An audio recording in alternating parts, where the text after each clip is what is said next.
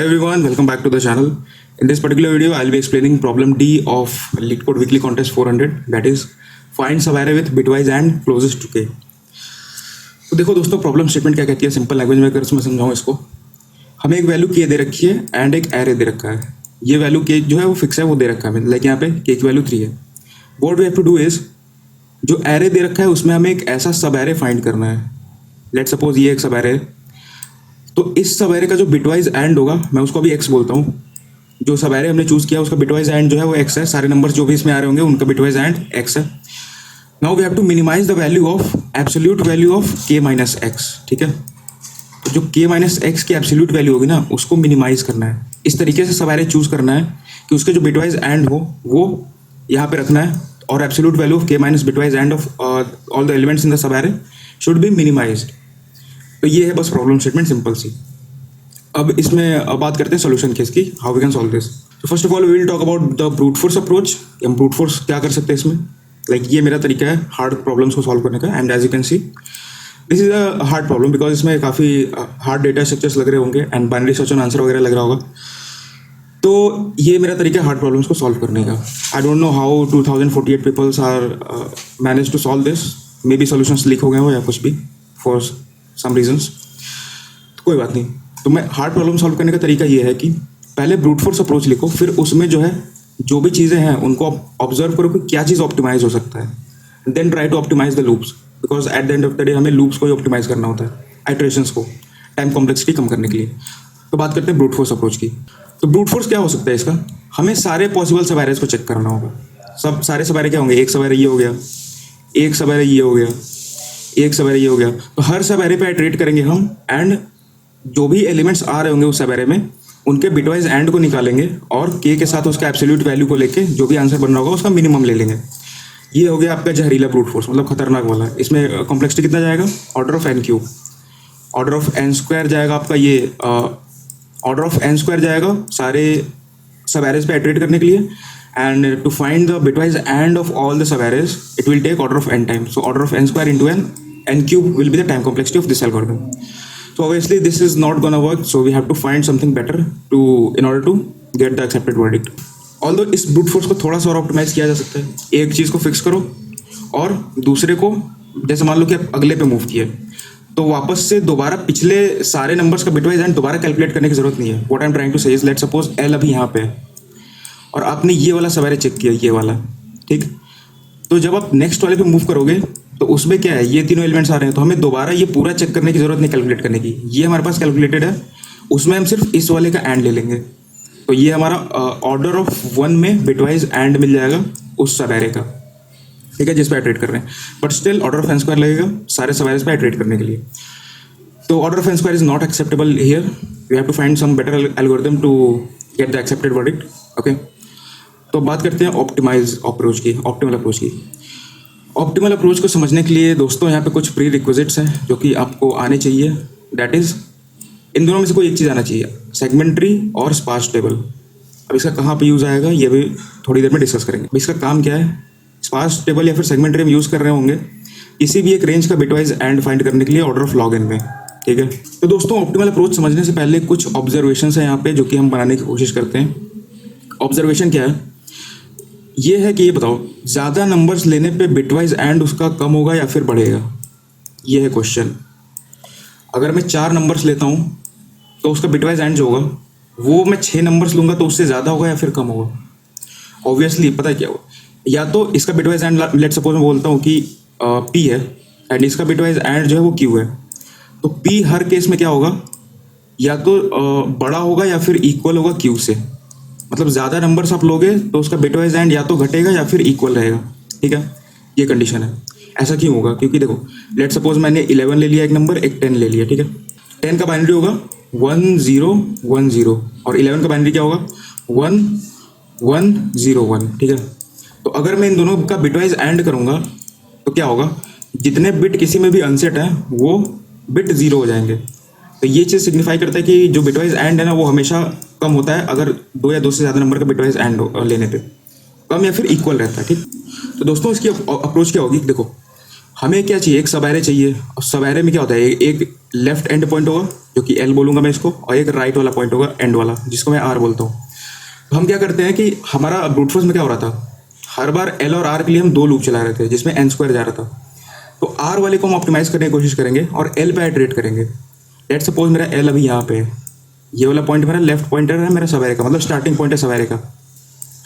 अब मुझे next index से लेके, मतलब इसके नेक्स्ट इंडेक्स से लेके राइट मतलब एंड पॉइंट तक इस रेंज में एक ऐसा ऑप्टिमल पॉइंट ढूंढना है, ठीक है। इस रेंज में एक ऐसा ऑप्टिमल पॉइंट ढूंढना है आर, सच दैट इस वाले रेंज का जो भी बिटवाइज एंड होगा वो के सबसे क्लोजेस्ट हो। क्लोजेस्ट मैं क्यों बोल रहा हूँ, क्योंकि इस वाले एक्सप्रेशन की वैल्यू को मिनिमाइज करना है, तो ऐसे ही एक्स की वैल्यू चाहिए जो के क्लोजेस्ट हो, तब ये वैल्यू मिनिमम होगी। तो हम लेफ्ट पे इटरेट करेंगे और उस l+1 से लेके n तक लेफ्ट यहाँ पे, तो l+1 मतलब नेक्स्ट इंडेक्स से लेके लास्ट तक एक ऐसा ऑप्टिमल पॉइंट ढूंढेंगे हम अपने एंडिंग पॉइंट सब एरे का, सच दैट इनका जो बिटवाइज एंड होगा वो के सबसे क्लोजेस्ट होगा। तो ये होगा हमारा अप्रोच इसको सॉल्व करने का। अब बात आती है कि आर कैसे ढूंढे, राइट पॉइंट कैसे ढूंढे, क्योंकि हम एल पे तो आइटरेट कर लेंगे हर बार, first second third up till last index. Question is how to find R, तो उस पर बात करते हैं, बस उसके बाद प्रॉब्लम सॉल्व है। देखो दोस्तों, अगर एल फिक्स है और मुझे आर ढूंढना है, ठीक है, उसके लिए एक चीज़ और समझने की यहाँ कोशिश करते हैं। देखो यहाँ पे एल अगर फिक्स हो गया, एल अगर फिक्स है तो मुझे क्या है, अगर मान लो मैं ये इतने एलिमेंट्स लेता हूँ, इसका बिटवाइज एंड में पी बोलता हूँ, ठीक, और मैं इतने एलिमेंट्स लेता हूँ, इसका बिटवाइज एंड में क्यू बोलता हूँ, तो क्या मैं बोल सकता हूँ कि पी जो है वो हमेशा जो है ग्रेटर देन और इक्वल्स टू के होगा। अब इतने ले लूँगा मैं तो क्या होगा, कंडीशन क्या बनेगी, क्यू जो है इसका मैं आर बोलता हूँ बिटवाइज एंड, तो क्यू जो है वो हमेशा greater than equals to r होगा। ऐसा क्यों, क्योंकि अभी हमने डिस्कस किया कि जितने ज़्यादा नंबर्स लेंगे उतना बिटवाइज एंड हमारा कम होगा या फिर इक्वल रहेगा। तो उस कंडीशन से ये चीज़ हमें मिल रही है। तो ये एक चीज़ दिख रहा है कि हमारा जो सर्च स्पेस है ना वो सॉर्टेड है, सर्च स्पेस सॉर्टेड है, इतना हमको दिख रहा है यहाँ पे। बेसिकली हमें फाइंड क्या करना है, एक्स की वैल्यू, बिटवाइज एंड तो चाहिए, और बिटवाइज एंड जितने ज़्यादा नंबर लो उतना कम हो रहा है, जितने कम नंबर्स लो उतना बढ़ रहा है। तो ये दिख रहा है कि जितना सर्च स्पेस है आर के लिए राइट पॉइंटर को फाइंड करने के लिए, मतलब एंडिंग पॉइंट ऑफ सब एरे, वो चीज़ सॉर्टेड है। तो ये चीज़ हमें इशारा करता है इस तरफ की बाइनरी सर्च हम लगा सकते हैं इस रेंज में, क्योंकि हमारा सर्च स्पेस सॉर्टेड है। Now the only condition that is required is हम पॉइंटर्स को शिफ्ट कैसे करें। मान लो कि हमने एक लो यहाँ पे ले लिया और हाई यहाँ पे ले लिया। अब आर को फाइंड करने के लिए कंडीशन क्या लगाएं हम, कंडीशन अगर मिल गई then we will simply find r in order of log n time using binary search, ठीक है। तो आर हमको लॉग एन में चाहिए किसी भी तरीके से बाइनरी सर्च का यूज़ करके, और बाइनरी सर्च का इंट्यूशन मैंने बताया कि यहाँ पे सर्च स्पेस जो है सॉर्टेड दिख रहा है, ठीक है। तो इस वजह से मैं पे बाइनरी सर्च लगाने वाले हैं आर को फाइंड करने के लिए। ओके, अब आर को फाइंड करने के लिए और कंडीशंस को फाइंड करने के लिए, देखो बाइनरी सर्च के लिए दो कंडीशन चाहिए होती है, एक सर्च स्पेस सॉर्टेड होना चाहिए, search space should be sorted, and दूसरा क्या है, conditions to shift the pointers, ठीक, लेफ्ट और राइट पॉइंटर को, या फिर मतलब सर्च स्पेस को रिड्यूस करने के लिए। बेसिकली ये सर्च स्पेस है, ये लेफ्ट है, ये आर है, तो हाफ में डिवाइड करने के बाद कौन कंडीशन क्या लगाएं हम कि डिसाइड कर पाएँ कि हमको ये वाला पार्ट हटाना है या फिर ये वाला पार्ट हटाना है। अब वो चीज़ बस बचा हुआ है हमको देखने के लिए। उस चीज़ के लिए हम अब थोड़ा सा ये इस एक्सप्रेशन को समझते हैं। एक्सप्रेशन क्या है, आई होप कि एक्सप्रेशन सबको क्लियर हो रहा होगा। हमको वैल्यू क्या चाहिए, वाई हमको मिनिमाइज करना हो, इस एक्सप्रेशन की वैल्यू क्या है, mod of k minus x, where x is the bitwise and of the subarray we will choose at a time, ठीक है। तो ये हमारा बिटवाइज एंड की वैल्यू है किसी भी रेंज का। मान लो हमने ये वाला रेंज चुना, इतना ये आर पॉइंटर यहाँ पे मेरा, तो इसका बिटवाइज एंड अगर पी है तो एक्स की वैल्यू यहाँ पे पी होगी, ठीक है, और के तो हमारा फिक्स है।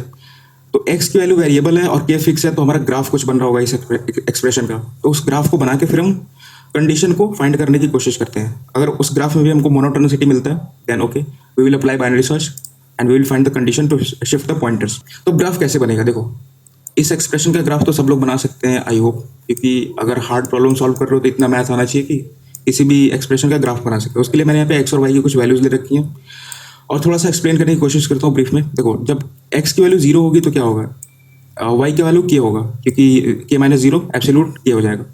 फिर जैसे जैसे मेरा एक्स का वैल्यू बढ़ेगा और जब तक वो के नहीं पहुंच जाता तब तक इस एक्सप्रेशन की वैल्यू घटेगी, तो ग्राफ नीचे आएगा। और जैसे ही वैल्यू के से इंक्रीज होगी तो ये वैल्यू नेगेटिव होना शुरू हो जाएगा, और नेगेटिव एब्सोल्यूट पॉजिटिव हो जाएगा, तो वो हमेशा बढ़ता रहेगा ऐसे। तो इसका ग्राफ कुछ इस तरीके से बनेगा, ठीक। अब हमको क्या चाहिए, इस वाले एक्स एक्सिस पे ये क्या है, बिटवाइज एंड डिनोट कर रहा है ये एक्सिस, ठीक है। इस पे हमें बिटवाइज एंड ढूंढना है और ये हमारा सॉर्टेड है। अब इस पे एक ऐसा पॉइंट चुनना है हमको जो के क्लोजेस्ट हो, ऐसा क्यों? क्योंकि के क्लोजेस्ट होगा, देखो के क्लोजेस्ट वाला पॉइंट हम चुनेंगे x, तभी हमारा y का वैल्यू मिनिमम हो रहा है, ये ग्राफ से दिख रहा है हमको, ठीक है। इस वाले पॉइंट के जितना आप क्लोज आओगे उतना ही ये वैल्यू जो है y का वैल्यू वो कम होगा, क्योंकि y क्या है, y हमारा आंसर होता है, और x क्या है, x जो है वो वैल्यू रखते हैं, f of y equals to x होता है ना, y equals to f of x। इसका क्या मतलब है, फंक्शंस, 11th क्लास का फंक्शंस। इसमें फंक्शन में आप x की वैल्यू पास करो तो जो भी आंसर आ रहा होगा वो y से डिनोट होता है। तो यहाँ पे x की वैल्यू जो हम पास कर रहे होंगे वो k के अगर क्लोजेस्ट होगा तो हमको एक्सप्रेशन का जो आंसर होगा वो मिनिमम मिलेगा, ये दिख रहा है यहाँ पे, ठीक है। तो इससे हम कुछ ऐसा निकालने की कोशिश करते हैं कि हम पॉइंटर्स को कैसे शिफ्ट करेंगे अपने बाइनरी सर्च पे। देखो लेट सपोज मैंने x की वैल्यू यहाँ पे ये वाली चुन ली अभी के लिए, ठीक। मान लो मिड मेरा ये है, ठीक है, इसको मैं मिड बोलता हूँ, ठीक, मिड। तो अगर मिड मेरा k से बड़ा है, इस वाले पॉइंट के हमको क्लोज आना है, ठीक। तो अगर मेरा मिड जो है वो k से बड़ा है तो क्या करना है, हमको किधर आना है, अपने हाई को लेफ्ट में शिफ्ट करना है, मिड -1 पे शिफ्ट करना है। बेसिकली कहना क्या चाहता हूँ मैं, ये मेरा लो होगा, ये मेरा हाई होगा, ठीक, और ये मेरा मिड है जो कि मैंने अभी यहाँ पे चुना है। तो मैं चेक करूँगा कि ये जो मिड मिला मेरा अभी मिला है मुझे मिड, ये अगर ये k से बड़ा है तो मैं बोलूँगा ये वाले सर्च स्पेस को डिस्कार्ड कर दो और इतने को सिर्फ रखो, लेफ्ट हाफ में ही हमारा आंसर मिलने वाला है, ठीक, मतलब इधर का ही मिलने वाला है, इतने पार्ट में। और अगर मेरा जो मिड है वो k से छोटा है, k से छोटा है, इसका क्या मतलब है, हमको और k के क्लोज जाना है, मतलब इधर जाना है, तभी तो वैल्यू डिक्रीज होगी।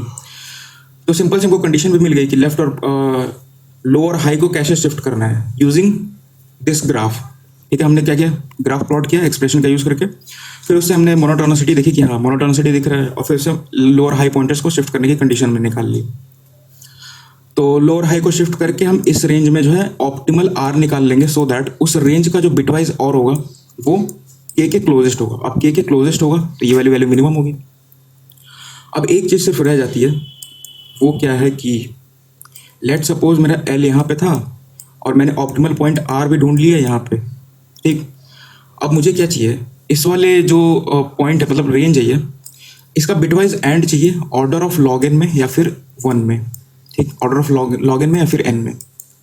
तो इसके लिए क्या यूज़ कर सकते हो, इस चीज़ के लिए हम यूज़ करेंगे सेगमेंट ट्री, क्योंकि देखो प्रीफिक्स एरे हम नहीं यूज़ कर सकते, क्योंकि using prefix array I think it is not possible to find the bitwise and of any given range.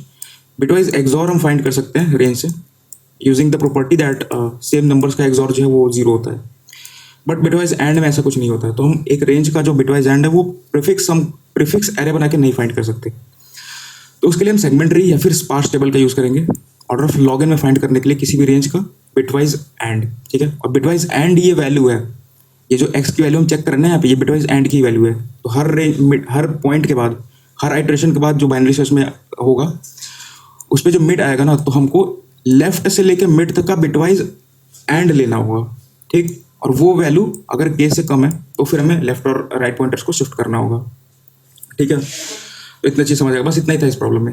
अब सेगमेंट ट्री वगैरह आना चाहिए तभी आप बिटवाइज और निकाल पाओगे, बिटवाइज एंड एक रेंज का। So let me show you the code for this. Code is also very simpler.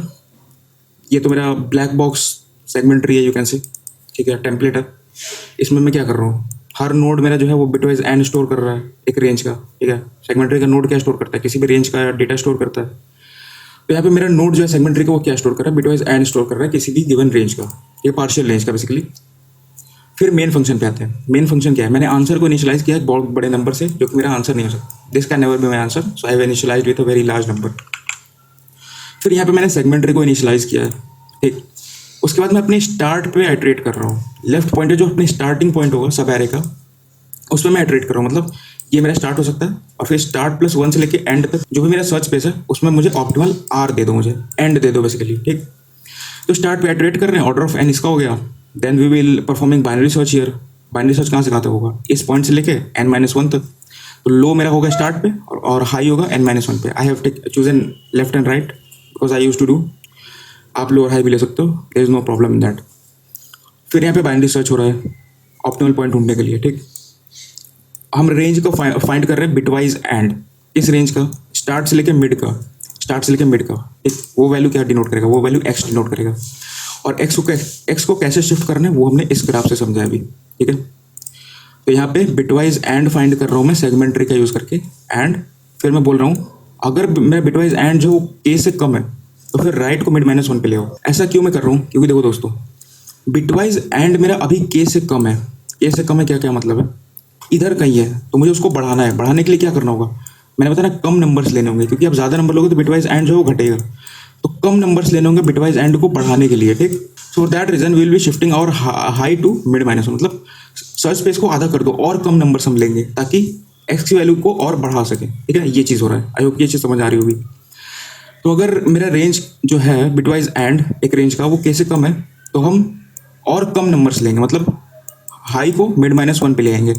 और अगर ज़्यादा है तो फिर हम मिड को, मतलब बिटवाइज एंड जो है वो के से बड़ा है तो हमको एक्स की वैल्यू घटानी है, और वैल्यू घटानी है तो मतलब ज़्यादा नंबर्स लो, मतलब लो को मिड प्लस वन पे ले जाओ, ठीक है। इतना चीज़ था। And simply take the minimum out of all the possible subarrays, then return the answer. This was all about problem D. Actually hard problem था because there are so many things that are being used here, like segment tree, binary search on answer. और binary search on answer भी simply नहीं है, मतलब यहाँ पे काफ़ी monotonicity type दो तीन चीज़ें देखनी पड़ रही है हमें।